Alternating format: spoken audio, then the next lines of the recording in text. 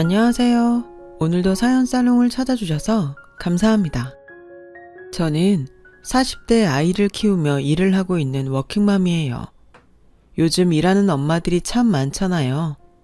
저는 일도 하지만 아이를 혼자 키우고 있기에 가장의 무게도 짊어지고 있어요.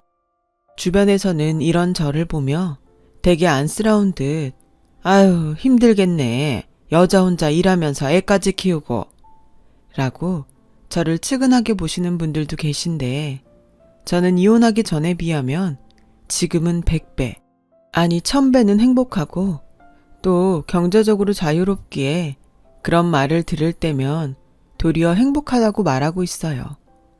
그만큼 저의 결혼 생활은 최악이었거든요. 저에겐 잊지 못할 상처라 이혼 직후에도 제 얘기는 하고 싶지 않았어요.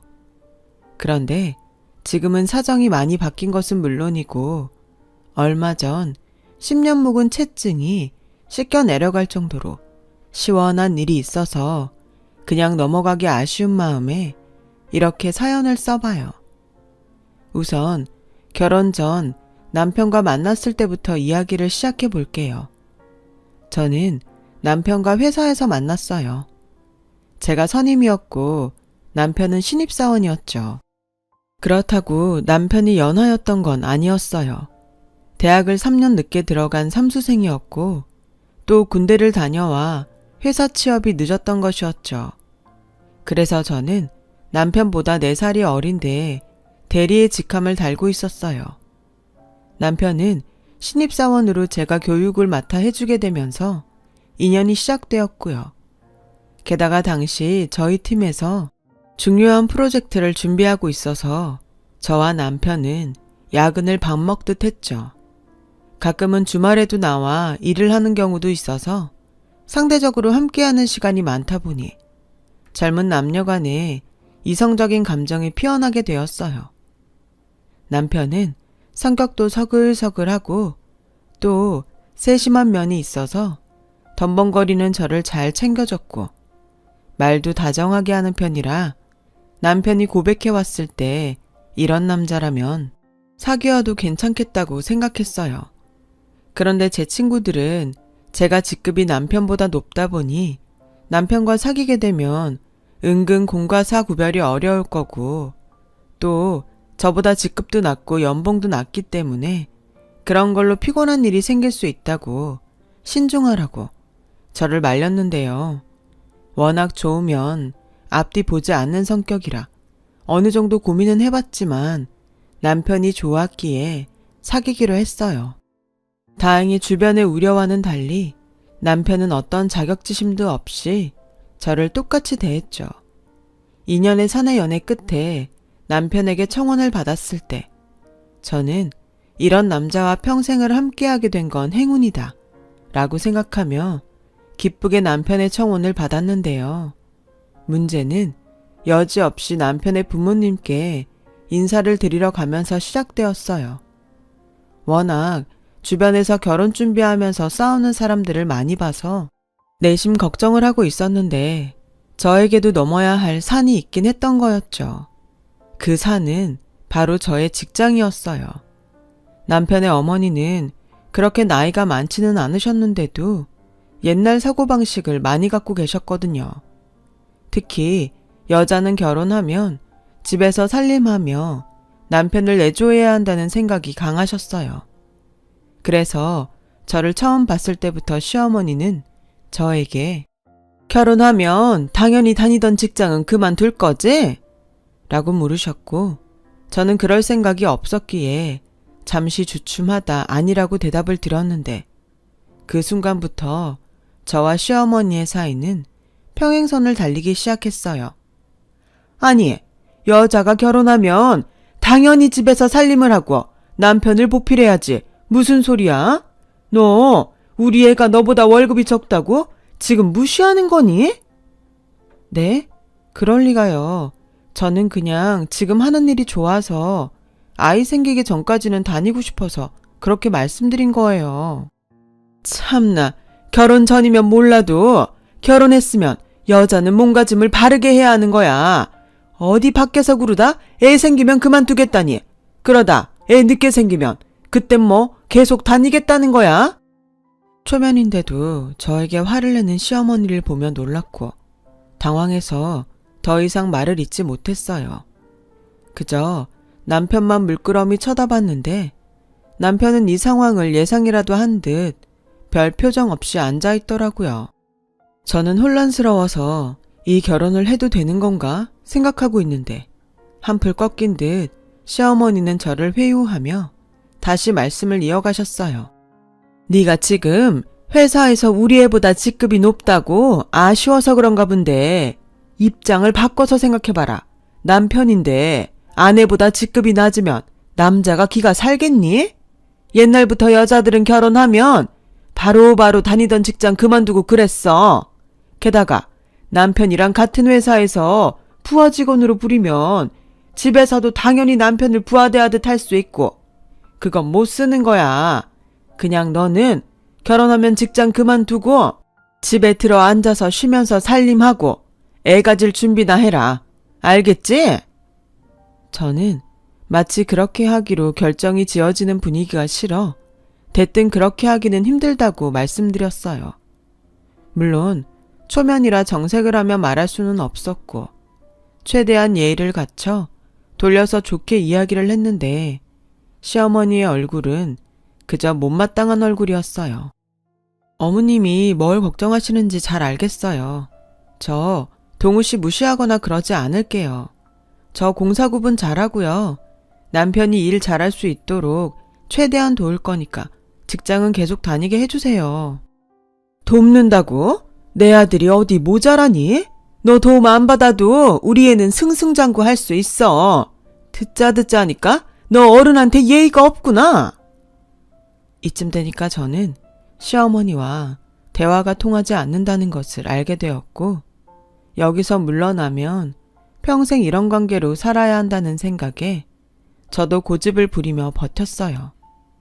남편은 이대로 가면 제가 결혼도 하지 않겠다고 나을 것 같았는지 어느 날 점심을 먹는데 이렇게 말하더군요. 요즘 우리 엄마 때문에 힘들지? 자기가 이해해줘. 워낙 사고가 옛날 사람이라 그래. 외갓집이 워낙에 남녀 구분을 하는 분위기였거든. 내가 잘 말씀드릴 테니까 자기는 걱정하지 마. 대신 자기도 아이 생기면 그땐 생각해 볼 수 있다고 했으니까 엄마한테 아이 생기기 전까지만이라고 얘기하려고 하는데 그건 괜찮지? 물론 자기가 일하는 거 좋아해서 그러고 싶지 않다는 건 알지만 애가 생기면 애도 중요하잖아. 남의 손에 맡기는 건 나도 좀 싫고. 저는 남편의 말에 고개를 끄덕였어요.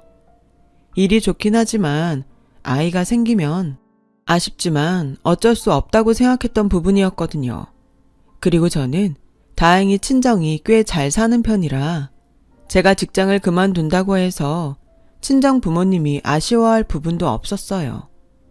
그래서 한결 가벼워진 마음으로 결혼 준비를 하는데 시어머니는 저에게 직장을 그만두라고 하시면서도 은근 저희 집에는 바라는 것이 많아 제가 기분이 썩 좋지는 않았어요.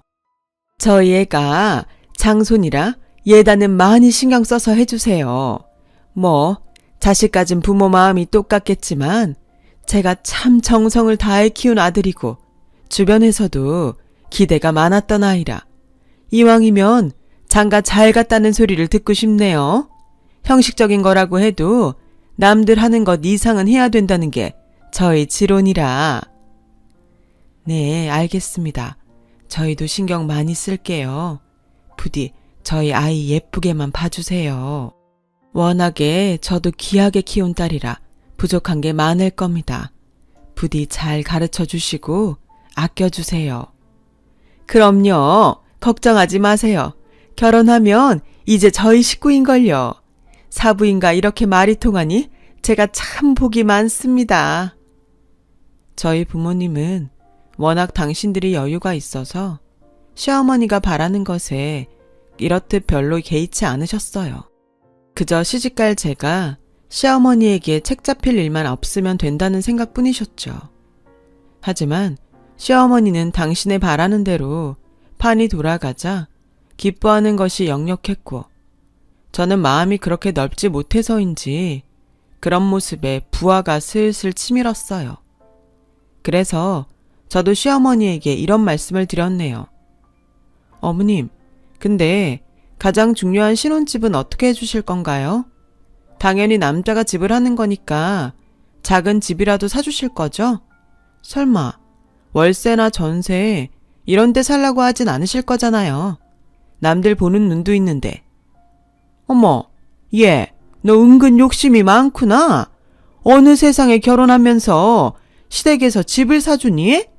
이제 막 결혼하는데 첫 시작부터 그럼 못 쓴다? 집은 니네들 힘으로 구해야지. 지금까지 모아놓은 돈 있을 거잖아.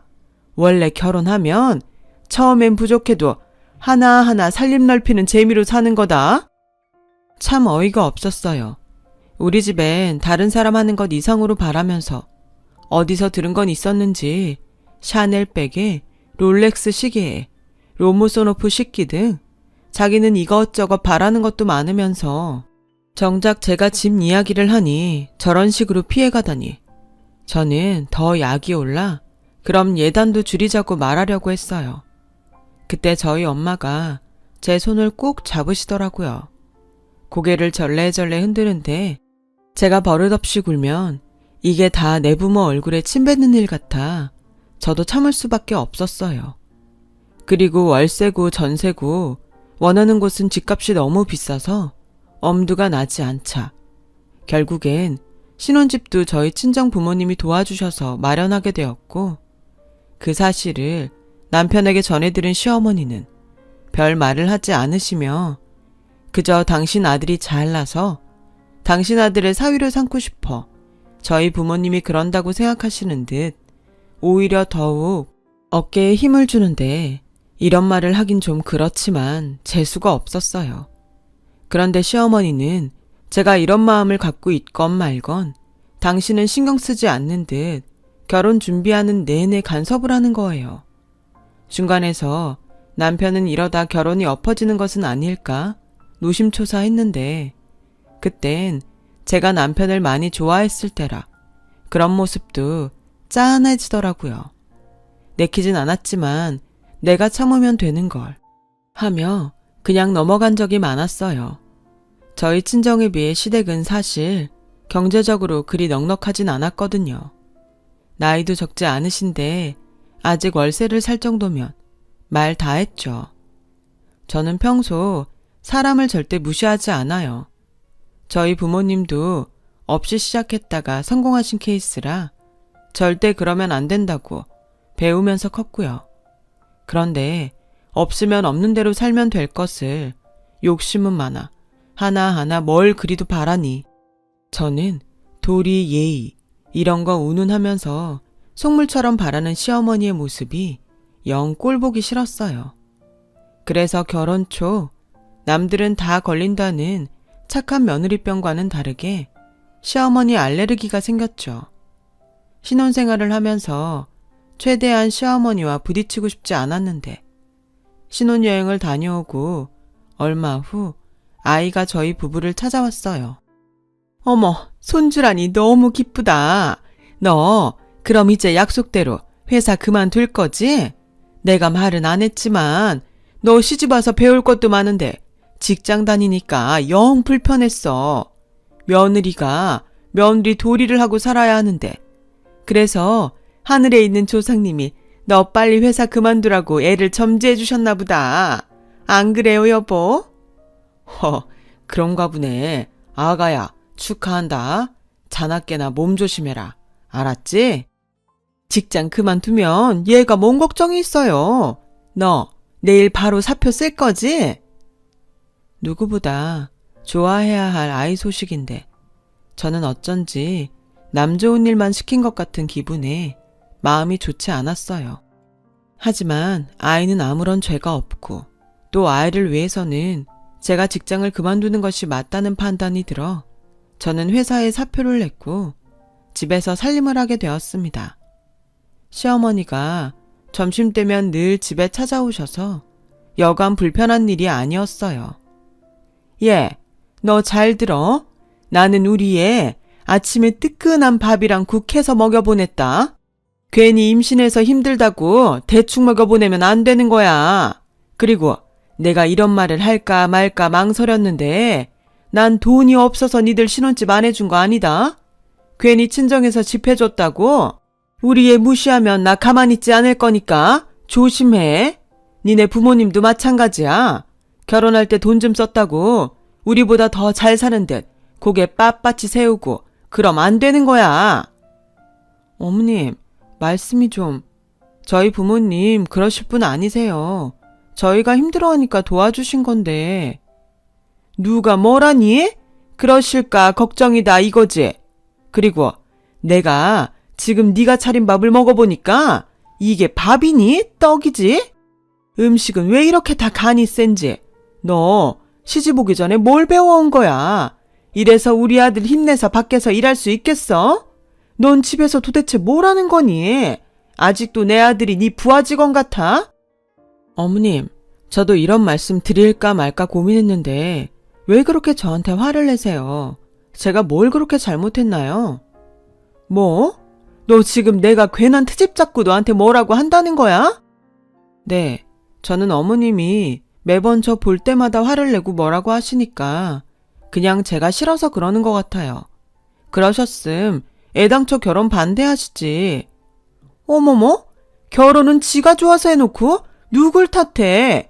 금쪽 같은 내 아들 데려가서 이런 조미료 덩어리 먹이니까 뭐라고 한 거 가지고? 저도 저희 집에서는 귀한 딸이에요. 음식은 앞으로 더 노력할게요. 너무 뭐라고만 하지 마시고 저한테도 살갑게 해주세요. 시어머니는 제 말에도 콧방귀를 낄 뿐 어느 것 하나도 달라지지 않았는데요. 그럴 때면 저는 친정으로 가서 어리광을 부리며 하소연을 했고 친정엄마는 원래 시어머니라는 자리가 그런 거라며 시간이 지나면 괜찮아진다고 저를 다독여 주셨어요. 저는 사표를 내고 직장에 나가지 않게 된 것은 아쉽지만 평일 낮에 친정에 가서 친정엄마와 시간을 보낼 수 있으니 이건 이거대로 좋은 면이 있다고 생각하며 태교에 전념했어요. 그렇게 10개월 후 아이를 출산하고 정신없이 육아를 하는 통에 제대로 먹지도 못하고 자지도 못하면서 어쩔 수 없이 외적으로 신경을 쓰지 못하게 되었죠. 시어머니는 그것도 못마땅한지 저희 집에 불쑥불쑥 찾아와서는 집안 꼴이 이게 뭐냐? 아주 돼지우리가 따로 없네. 너는 세수도 안 하냐? 이래서 내 아들이 집에 들어오고 싶겠어? 이런 막말로 저를 괴롭히는 거예요. 그리고 아이 때문에 필요한 용품들이 눈에 보이면 저에게 낭비를 한다며 또 그렇게 구박을 하더라고요.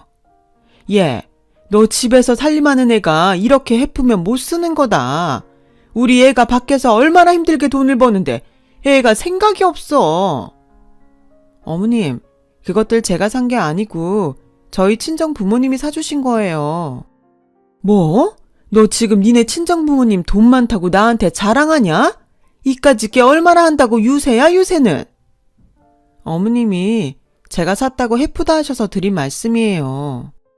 너 니네 집에 돈 좀 있다고 그렇게 나한테 꼿꼿이 구는데 내 말 잘 들어. 여자는 결혼하면 출가 외인이야.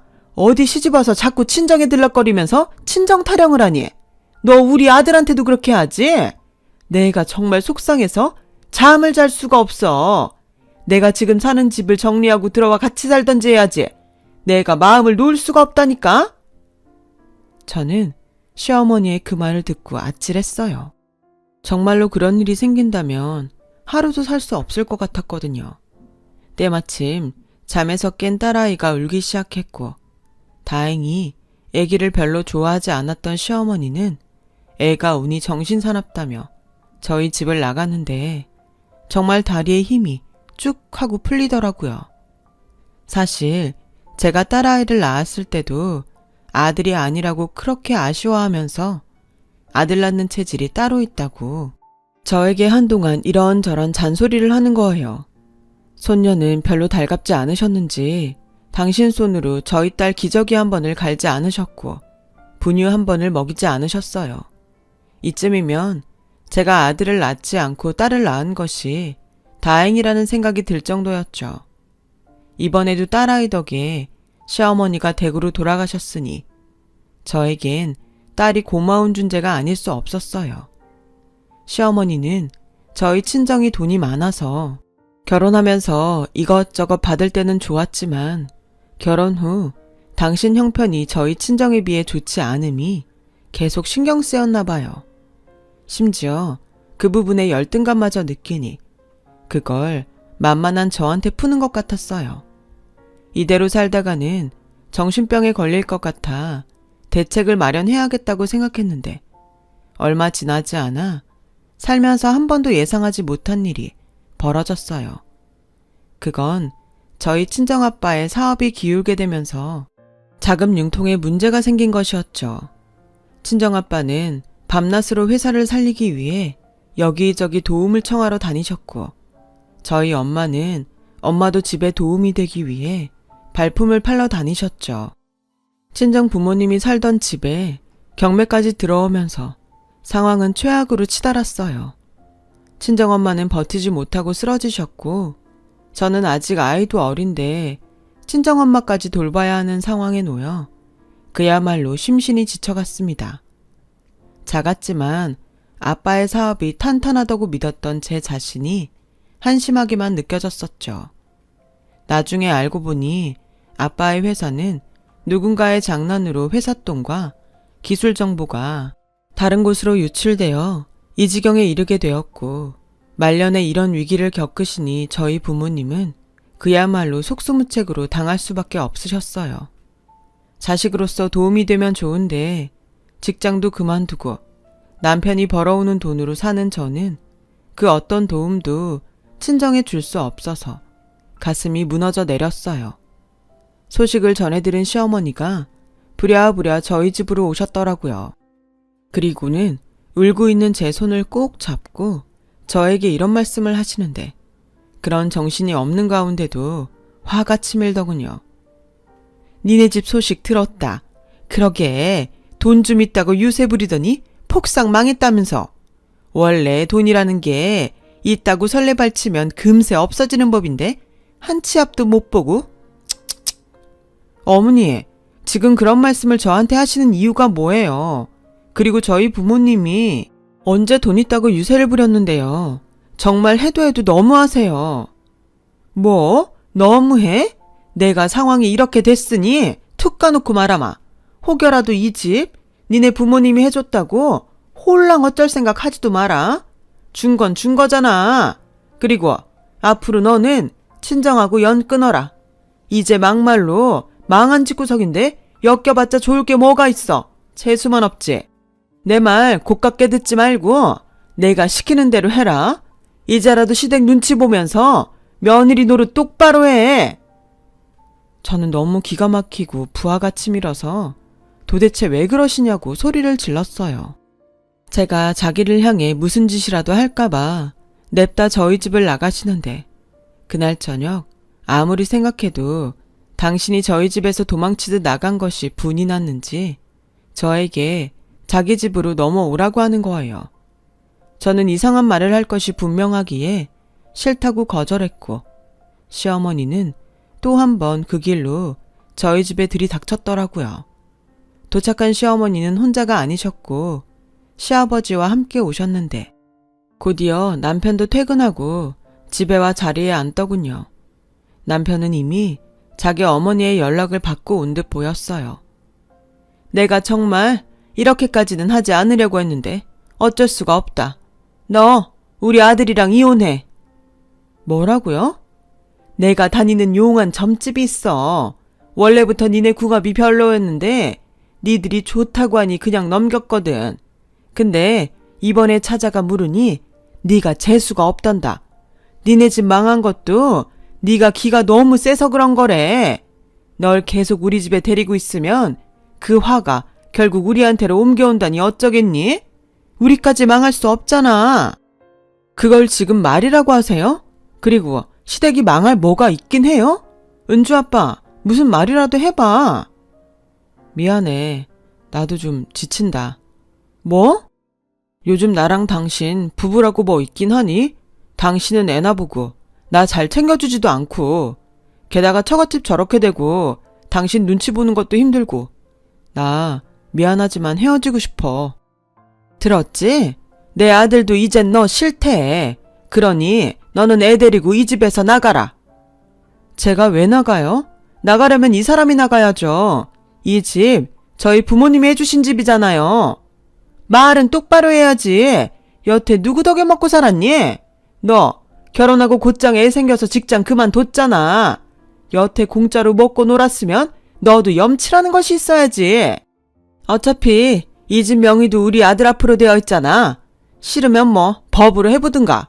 우리나라가 이래서 명의가 중요한 거야.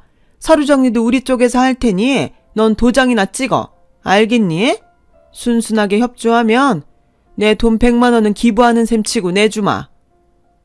사실 저희 부모님이 남편 기 살려주겠다고 집을 장만해 주시면서 남편 앞으로 명의만 해주지 않으셨으면 이럴 일이 없었는데 그러면 안 되지만 상황이 이렇게 되니 저도 저희 부모님이 원망스럽더라고요. 그리고 저는 거의 쫓겨나듯 아이와 함께 집을 나오게 되었고 언젠가 복수하겠다는 독을 품고 그대로 경매 중인 친정으로 갔어요. 친정엄마는 몸져 누워있다가 연락도 없이 온 저를 보고 깜짝 놀라셨죠. 이혼을 강요받고 집도 뺏긴 채 쫓겨났다는 제 말에 혼절하다시피 하셨어요. 잠시 후 조금 기력을 차린 엄마가 저에게 장롱 속 엄마의 오래된 가방을 가져오라고 하셨어요. 이거 엄마가 모아놓은 비상금이야. 너 이거 가지고 가서 적당히 지낼 곳 찾아봐. 그리고 엄마는 아는 사람 중에 유명한 변호사가 있으니까 그 집 되찾을 방법 없는지 엄마가 알아볼게. 엄마, 언제 이런 돈을 모았어? 그리고 내가 이 돈을 어떻게 써? 집도 곧 경매에 넘어갈 것 같다며. 얼마 안 돼. 차라리 그 돈이 많아서 네 아빠 도울 정도면 원이 없겠다. 서울은 힘들어도 서울 외곽은 그 돈이면 그래도 너랑 은주 지낼 곳은 찾을 수 있을 거야. 싫어. 내가 엄마 아빠를 두고 어떻게 그래. 우리 같이 있자. 차라리 내가 이 돈으로 엄마랑 같이 살 집을 구할게. 엄마도 이 집 넘어가면 갈 곳 없잖아. 저와 엄마는 서로를 부둥켜 안고 한참을 울었어요. 이런 일로 엄마랑 울 일은 상상도 하지 못했는데 저는 모든 것이 악몽 같아 잠을 자면서도 제발 꿈이길 바랬죠. 현실은 냉혹했고 저는 현실을 받아들이고 다시 일어설 수밖에 없었어요. 그들에게 복수를 해야 했으니까요. 저는 그 후 경기도 수원 쪽에 작은 빌라를 얻어 엄마를 모시고 조촐하게 이사를 했어요. 그리고 어떻게든 부도를 막아보겠다고 애를 쓰는 아빠를 도와 일을 하기 시작했어요. 1년 정도 정말 온갖 고생을 하니 희망이라는 것이 보이기 시작하더라고요. 아빠의 사정을 뒤늦게 한 아빠의 지인 사장님들이 아빠의 회사를 다방면으로 도와주시기로 하셨거든요. 평소 인간관계를 중시했던 아빠의 인복이었어요. 그렇게 희망의 물꼬가 트이니 아빠의 회사는 빠르게 정상화가 되었고 엄마는 지인분의 자녀인 변호사를 통해 빼앗긴 집을 되찾아올 방법을 강구하셨어요. 그 유명하다는 변호사는 저희 부모님이 신혼집을 구입했다는 자료들을 근거로 남편과 시댁 사람들을 압박하기 시작했죠. 법정 다툼으로 갔을 때 증거가 워낙에 빼박이라 집은 물론이고 그 집을 강제로 뺏고 며느리를 내쫓아 강제로 이혼까지 시켰으니 그 부분도 법으로 따져서 위자료와 정신적인 피해 보상 그리고 소송에 들어가는 모든 비용을 청구할 겁니다. 법정 싸움은 당연히 길어지겠죠. 하지만 승자가 눈에 뻔히 보이는 싸움에 변호사 비용과 모든 피해 보상을 다 하실 능력이 되십니까? 이 집 명의 돌려주시고 여기서 그만하시죠. 처음엔 법대로 하자며 큰소리쳤던 시어머니는 당신이 아무리 억지를 부려도 소용없다고 생각했는지 신혼집 명의를 돌려주겠다고 하더군요. 그러면서 어찌나 징징거리는지 저와 함께 간 저희 엄마까지 눈살을 찌푸릴 정도였어요. 정말 더럽고 치사해서 한 번 줬으면 그만이지. 망했다고 하더니 아주 돈이라면 물불을 안 가리는구만. 저희 시어머니는 집 명의를 돌려주면서 배가 아픈지 억지를 부리며 소리소리를 질렀어요. 돈이라면 눈에 불을 켜는 사람이 누군데. 저는 어차피 이혼도 된 마당에 싸우고 싶지 않아 걔가 왕왕 짖는구나 하고 넘기려 했는데 평소 온화하기만 했던 엄마가 시어머니에게 다가가더니 짝 소리가 나게 뺨을 치셨어요. 어머, 당신 지금 나 때렸어? 그래, 때렸다. 왜? 폭력으로 고소하게? 그래, 해. 어디 감히 내 딸한테 그런 막말을 하고 내쫓을 수가 있어. 당신이 그러고도 사람이야. 내가 내 딸한테 잘해주라고 말도 안 되는 예단도 다 해줬고 네 아들 기죽는다고 난리치길래 사위 기살린답시고 그래서 사위 이름으로 한 거였어. 되먹자는 속물 같은 인간하고는. 처음 보는 엄마의 모습에 놀라기도 했지만 통쾌했어요. 엄마와 함께 집에 오면서 제가 열심히 살겠다고 다짐했죠. 그날 저녁 아빠가 저에게 이런 제안을 하셨어요. 우리 딸 그동안 고생 많았다. 이제 회사도 예전처럼 운영할 수 있게 되었고 집도 곧 더 좋은 곳으로 옮기려고 아빠가 알아보고 있어. 고생은 무슨, 나보다 아빠가 더 많이 고생했죠. 그동안 많이 힘드셨을 텐데. 우리 아빠 정말 존경해요. 이렇게 버티고 또 회사를 예전처럼 돌려놓으시고. 우리 딸 없었음 아마 힘들었겠지. 네가 열심히 도와줘서 아빠도 힘을 낼 수 있었다. 그리고 옆에서 일하는 너를 보니까 아빠가 든든했어. 그래서 하는 말인데 너 아빠랑 같이 일하지 않을래? 아빠도 많이 늙었잖아. 몇 년 더 너랑 같이 하고 너한테 회사 물려주고 싶은데. 저는 형제가 없다 보니 어쩌면 회사를 제가 맡게 될 수도 있다는 생각을 종종 했었어요.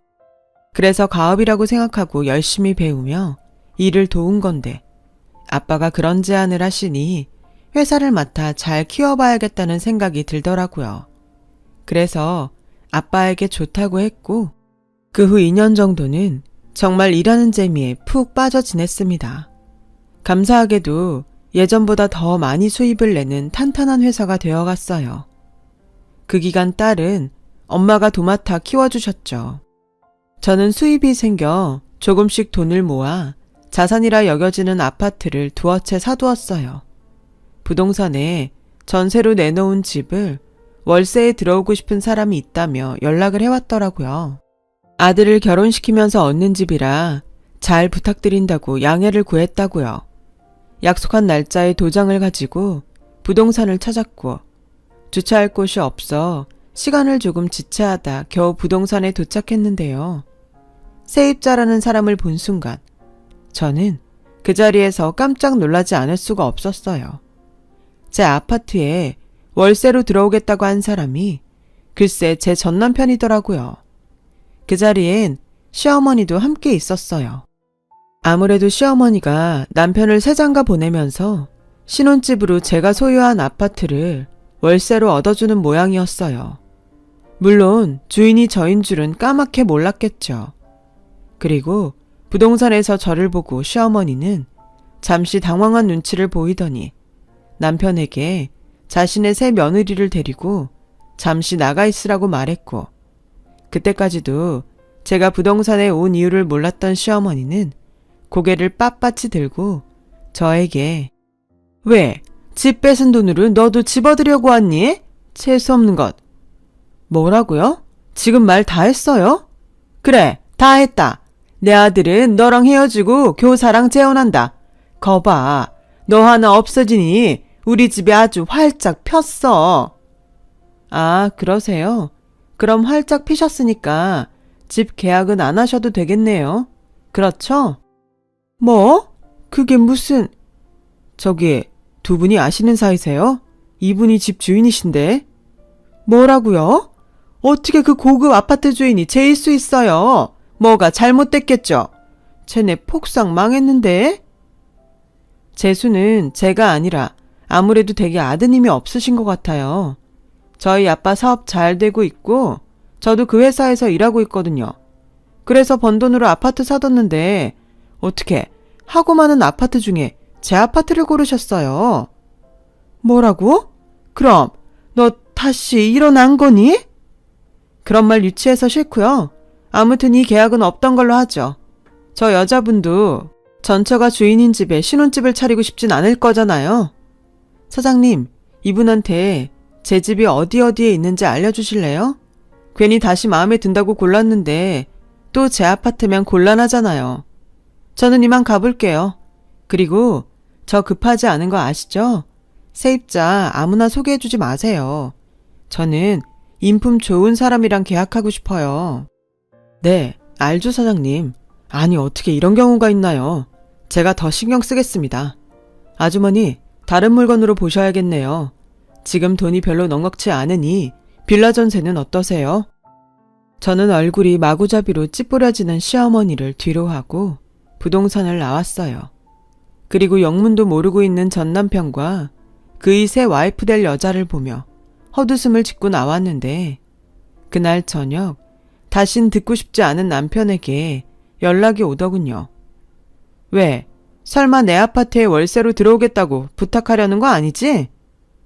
아니야. 당신한테 사과하고 싶어서 전화했어. 나 사실 당신 그렇게 보내고 마음이 많이 안 좋았어.